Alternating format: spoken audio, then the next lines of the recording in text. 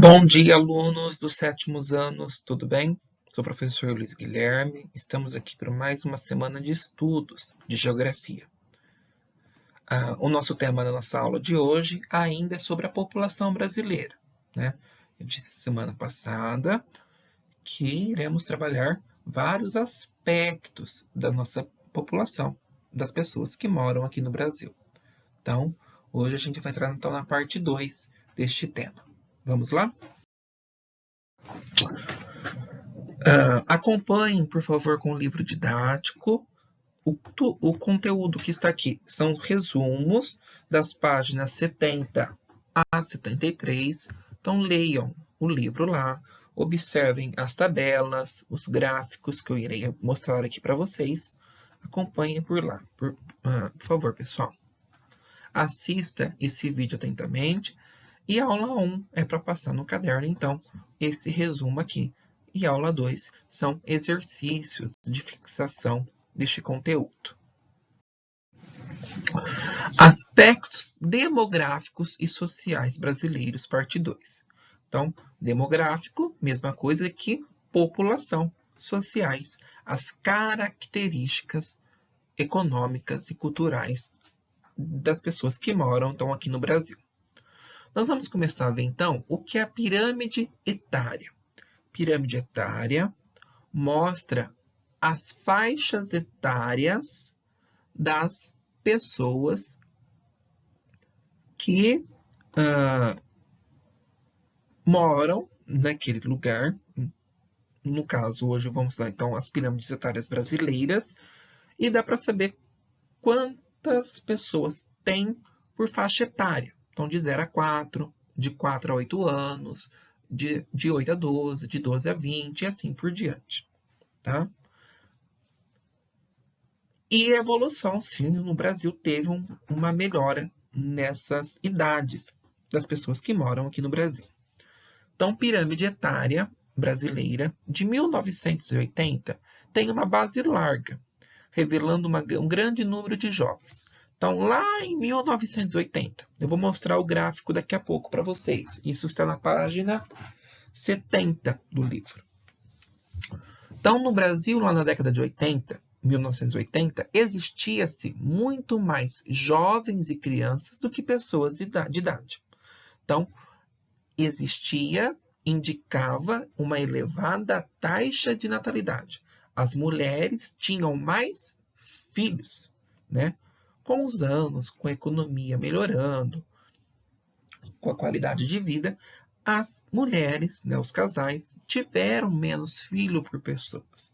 Né? Lembra? Talvez o bisavô de vocês tinha 10 irmãos, a avó já tinha 6, 7, o seu pai ou sua mãe tem ela e mais 2 irmãos, ou ela e outro. E hoje em dia, as mulheres brasileiras têm um filho único, ou máximo 2, né? Você e mais outro, ou você mais 2, né? Antes tínhamos mais irmãos, né? Então, por isso que a taxa de natalidade era alta. O topo da pirâmide mostra os números de idosos. Observamos que no Brasil, naquela época, existia poucos idosos. As pessoas morriam mais jovens, porque existia pouca qualidade de vida. Os serviços de saúde, os medicamentos, médicos, centro de saúde, eram precários. Então, as pessoas não tinham tantas condições de ter saúde, morria mais jovem. Então, a expectativa de vida era mais baixa. Vamos observar aqui o gráfico. A pirâmide, né?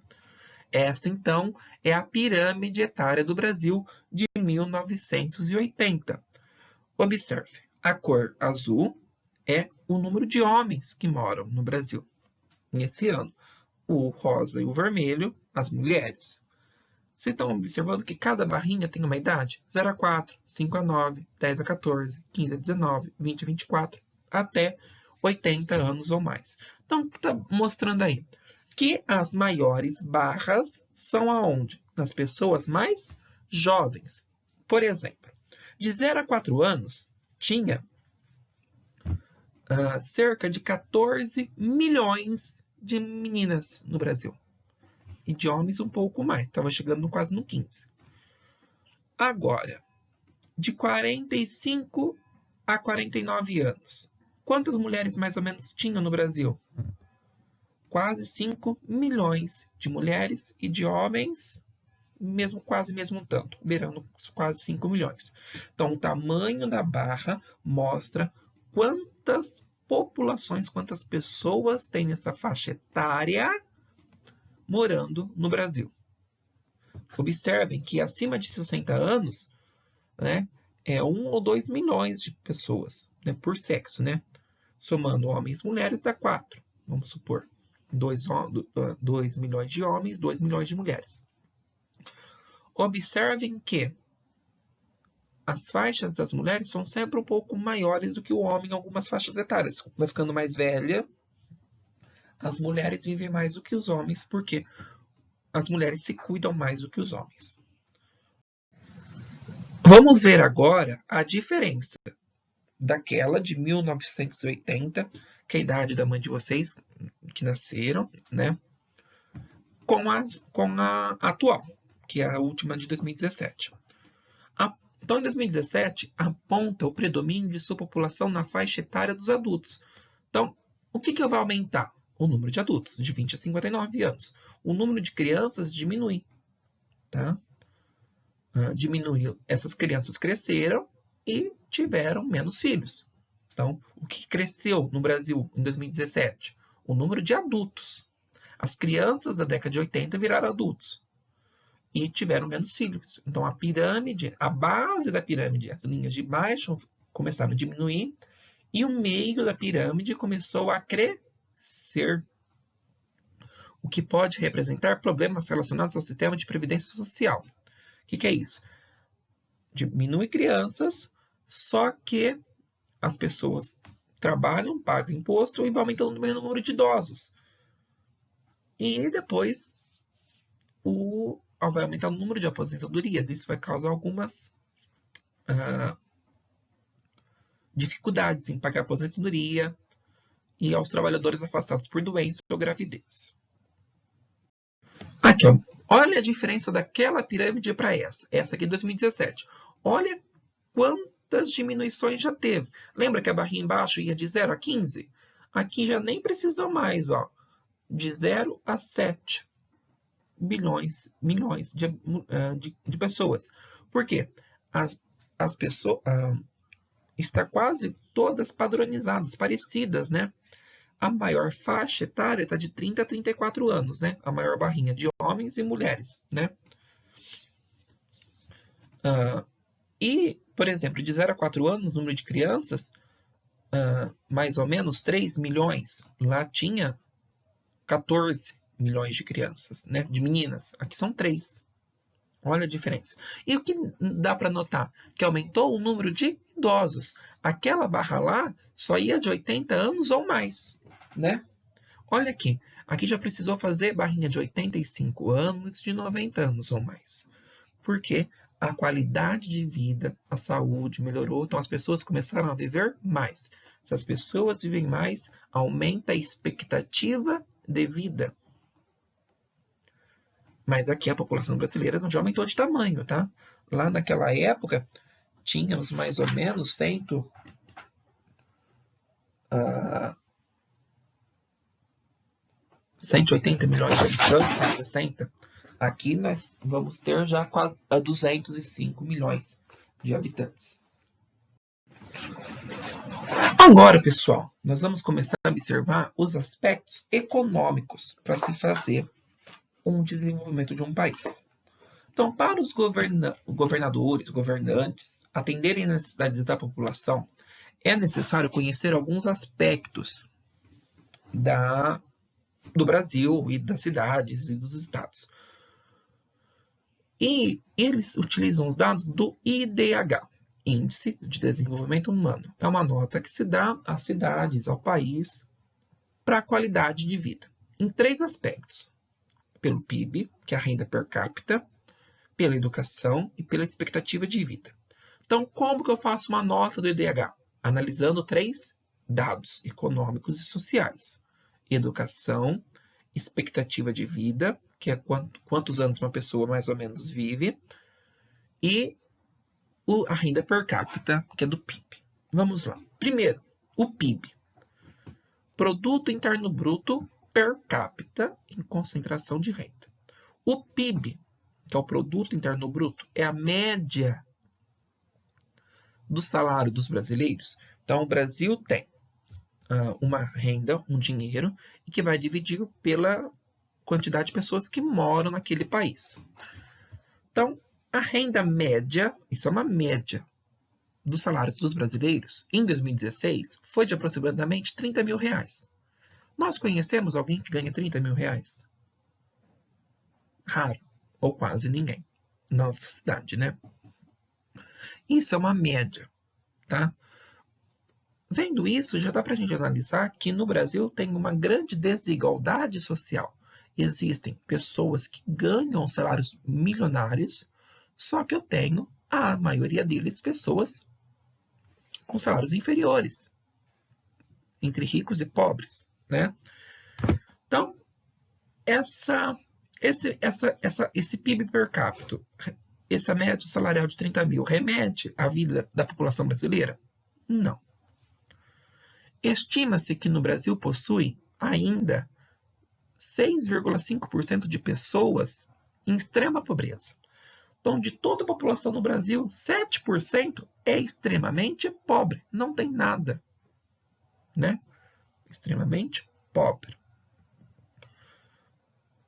Lembre-se, esse PIB per capita é uma média salarial das pessoas, né? O que vai fazer uma média? Uma pessoa ganha 1 milhão, outra pessoa ganha R$ 1.000. 1 milhão dividido por 2 vai dar meio milhão para cada um. Mas outra pessoa está ganhando meio milhão? Não, é uma média entre duas pessoas. O nível de pobreza no Brasil é desigual. Existem regiões no Brasil mais pobres do que as outras. Professor, quais são as regiões mais pobres do Brasil? A região norte, onde está a floresta amazônica, e a região nordeste, onde está a Caatinga, que é a parte mais seca do Brasil. São as duas regiões do IBGE mais pobres do Brasil, Nordeste e Norte. A mais desenvolvida é a região Sudeste, onde está o estado de São Paulo.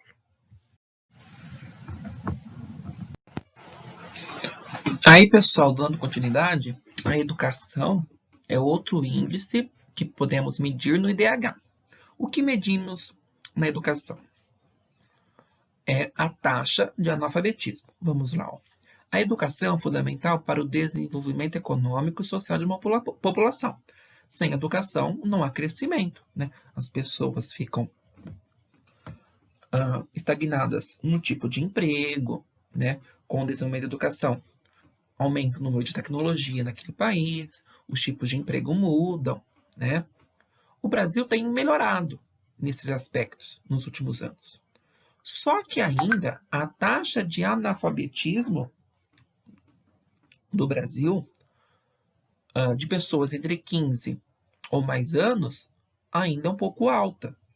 Em 2015, por exemplo, das pessoas que não sabem ler e escrever, isso que é analfabetismo. A pessoa não sabe ler e escrever. É de 8%. Tá? Isso é das pessoas que não sabem nada. Só que também tem aquelas que é o analfabetismo funcional. A pessoa até pode ler, só que não entende o que está lendo. Né? Esse que é o grande perigo. Também esses dados são desiguais nas regiões brasileiras. Vamos ver. Olha aqui. Esse gráfico também está no livro de vocês, essa tabela. Brasil. Taxas de analfabetismo das pessoas de 15 ou mais anos, de 2007 a 2015. Então, o vermelho é total, o laranja é o homens e as mulheres, os verdes. 2007, tínhamos beirando 11, né, 10 milhões de pessoas analfabetas no Brasil, né? São sempre mais homens. Os homens são mais analfabetos do que as mulheres. Né? Só em 2015 houve uma diminuição, né? Estamos no patamar de 8 milhões de pessoas analfabetas no Brasil. Qual é a região, então, professor, mais analfabeta, que não sabe ler e escrever? Como sempre, a região sempre mais pobre, mais desigual, é, consequentemente, a região que tem mais dificuldade na saúde e na educação. Região Nordeste, depois Norte, depois Centro-Oeste, Sudeste e a região mais alfabetizada do Brasil, a região Sul. Né? Olha a diferença do Nordeste do Brasil. Quase 15% da população não sabe ler e escrever. Longevidade. Um país longevo é um país que vive bastante tempo. As pessoas vivem mais, morrem com mais idade. Isso é expectativa de vida. Isso depende da boa qualidade da saúde, dos serviços de saúde, públicos ou particulares, principalmente públicos, né, que a maioria das pessoas utilizam o SUS, afetam diretamente as taxas de mortalidade. Então, as pessoas morrem adulta ou infantil, crianças.